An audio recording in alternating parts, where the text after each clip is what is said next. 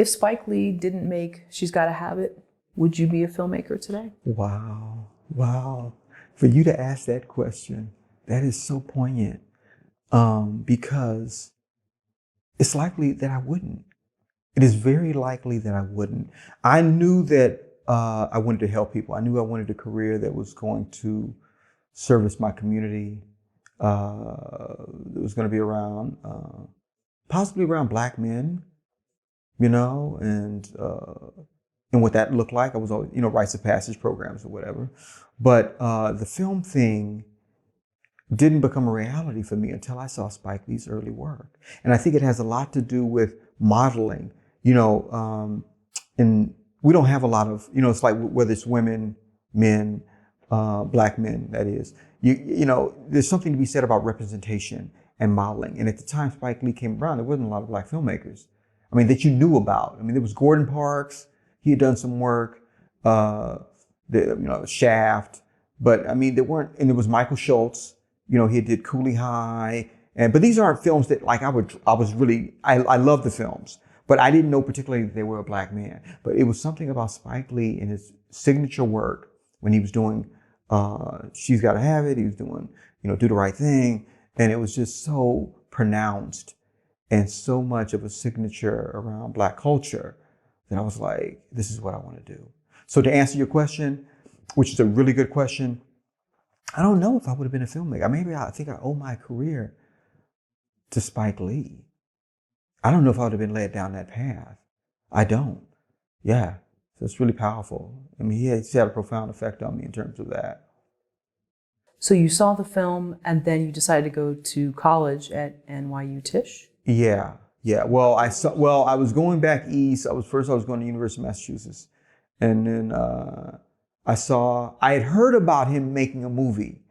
And then I saw the movie in New York on my way to, I was going to UMass Amherst. I drove cross country with a friend and I was just blown away. And so going into UMass Amherst, which was my junior year, I set the intention. I wanted to be a filmmaker. So I was going to do whatever I had to do to be a filmmaker. So I started taking film classes. I started studying film. I started making films on film, like 16 millimeter Bolex and crank cameras. And then I had decided I was going to apply to NYU, and I made a student film that got a lot of awards at UMass where I was.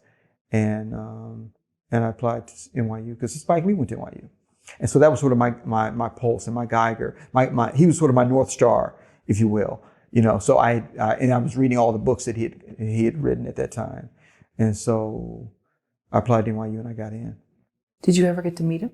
I did. I met him first year.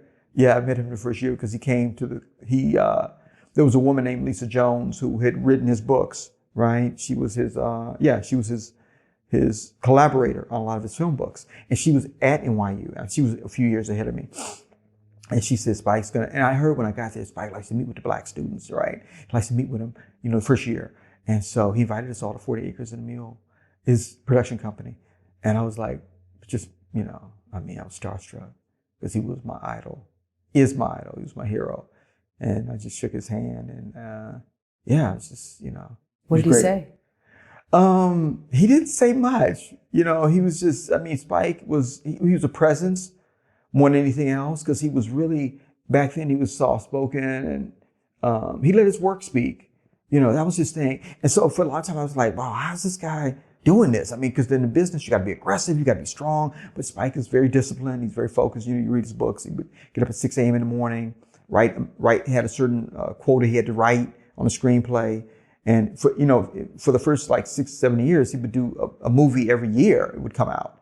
And that was his process. He'd wake up 6 a.m. in the morning, write, and then he'd go about doing his thing. But so he's a very disciplined individual. And but I was just I was floored. Yeah, I was floored. He was my hero.